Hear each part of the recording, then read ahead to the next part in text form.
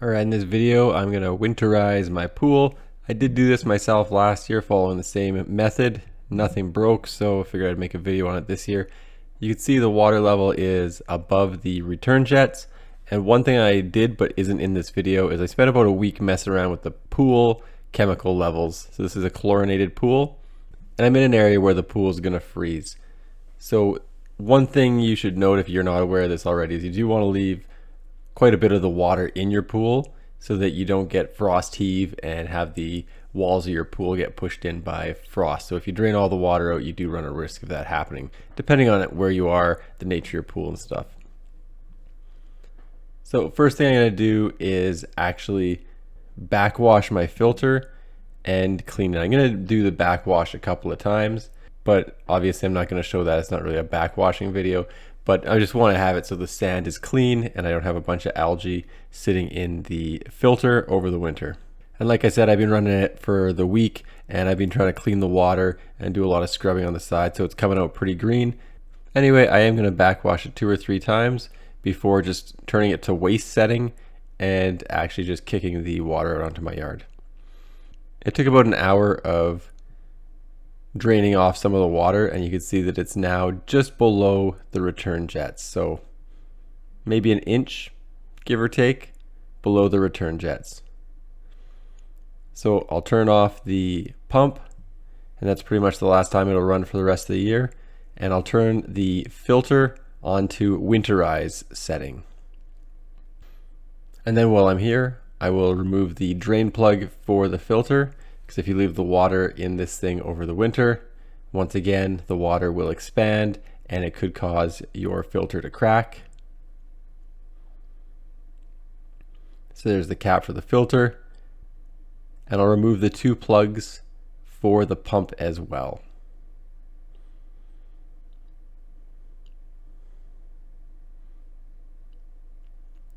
Now the reason it's not draining out of the plug holes is because there's a bit of negative pressure. Once I take the top off the filter, it doesn't have that pressure anymore, so it all starts draining out. So I am going to go clean that little basket for the filter. So now that it's sprayed out and cleaned out, I'll just take these plugs and I leave everything in the basket in the pump. That way I know where they are. I can put the lid back on the pump, and come the spring, when I want to get everything set back up, everything will be right there at the pump. Couple other things that are kicking around. I'll take the strainer basket out of the skimmer and I'll throw that in my little pool pump shanty as well. To get the ends off the return jets, I just use the wrench that I use for oil filters. Seems to be about the right size, works well. So there you go, I've got both of those out and I've got the basket. So I'll throw the basket in my shanty and I'll throw those 2 return jet ends into the pump as well. And I do have this ISOA antifreeze, and I got about 8 liters of that.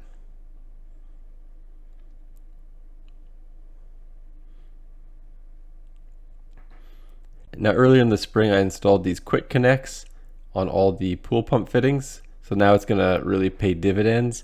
So I could just disconnect the lines for the send and return, and I'll be able to clear the lines and then put the antifreeze straight down the lines, and then I can put everything back together. And because it's all quick connect, I just need to unscrew everything, so it's very easy. So there's the return line for the jets, and then the other 2 are the suction lines for the drain and for the skimmer. So I've got my shop vac hooked up on reverse. Normally I would just hold it in place, but because I'm making a video, I taped it onto the skimmer line. And you can see I'm now pushing water back out the skimmer, and I'm going to let my shop vac run for about 3 minutes or until there's absolutely no water coming out of the skimmer and it's just air. So you can see it's frothing out there from the back pressure from the shop vac, and like I said, I have it on blow setting, not suction setting.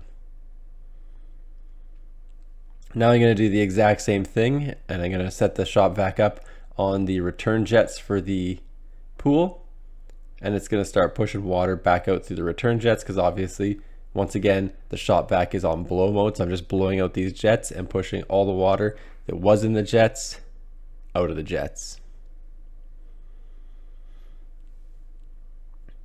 Now this jet that I'm standing beside is sort of the primary jet where all the pressure comes out of. The other one, likely because it's much further away, has lower pressure. So I'm just going to cover the jet that I'm standing beside so all the pressure goes out the other jet and sort of clears that one as well.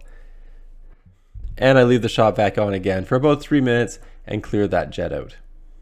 Now these antifreeze jugs indicate that you should pour it down the lines until the antifreeze comes out the other side. I don't quite put that much down, and my pump is quite a ways away from my pool, so it would take a enormous amount of antifreeze to do that. All I really do is pour, I don't know, 3 liters down each hose on each end. So I put quite a bit down, but definitely not as much as they indicate. I didn't blow this line out because it's the drain line for the drain at the bottom of the pool.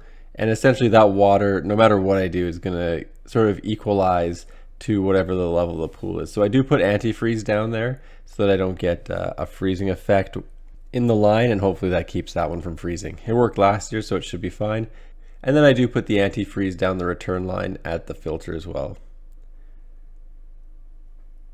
So like I said, I do the antifreeze on both sides as opposed to pouring, 6 or 7 liters down the line on the one side. So pour some antifreeze down this skimmer line.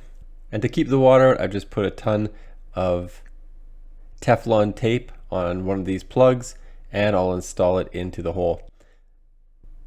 You'll notice there's another plug in there. That goes nowhere. And if I leave the other plug out, my pool will drain into the ground, so I need to leave that plug in at all times. Now I opened up my college party box here and got a hose and a funnel, and now I'm just going to pour some of the antifreeze into the return jet lines. And I'm just kidding, I never went to college. That's why I'm making YouTube videos. And just like the skimmer, I'll take another one of those plugs, again covered in Teflon tape, and I'll screw it into the return jet. I just use a simple adjustable wrench and tighten everything down. And the dog apparently has decided to join me outside.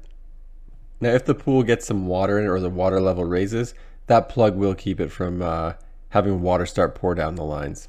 And I do the exact same thing to the other return jet line. Okay, and once the 2 return jets have antifreeze in them and are capped, I got this Pool Protect chemical system. So Glacier 1 is algicide 40%, then concentrated clarifier, and then a pH balancer. So directions on the box are pretty simple. Just take the chemical, take the lid off, walk around the pool in a circle while pouring it in, so that you don't get a big amount at one side, because obviously you've already drained the pool and there's no way to circulate the water really. However, I do come around with the broom and push the water around one day later. So same deal with the clarifier.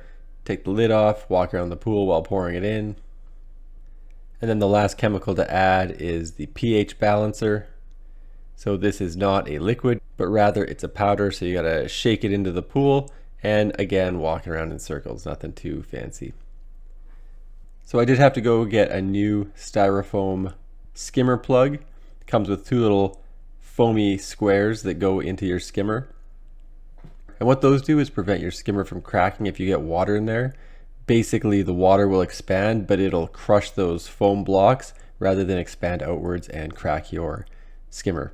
And they are a little bit too tall for my skimmer, so I just break about 2 inches off of them. And then I slide the other piece of styrofoam up. And that piece will prevent those 2 foam blocks from floating up inside of your skimmer. Basically, it'll hold them down, and then you get this little skimmer cover. And everything just sort of squishes together and slides in place. So it is a universal fit kind of thing, not the fanciest system, but it worked last year. I'm sure it'll work just fine. And to hold my pool cover down, I've got these water bags. All you have to do is turn the hose on, jam it into one of the water bladders. Once it's full, close the top of it, then put it in the next water bladder, fill it up. And over 2 winters so far, only one of the bladders is broken. So only 1/2 of one of the bladders is broken. So it's still usable, which, if I'm being honest, is much longer than I thought they would last. Now I got a big green tarp. It's not a fancy tight system, and I don't really do anything fancy in the spring for folding this up so that it's nice and easy for me to reinstall it in the fall. What I usually do is just roll it up into a big ball, and then come fall, I just walk around in circles, muttering swears under my breath as I try to straighten out the tarp, and that seems to work for me. So perhaps you have a good method of folding tarps in the spring to make it easy for you. I prefer to do all my swearing in the fall, so that's what I did here.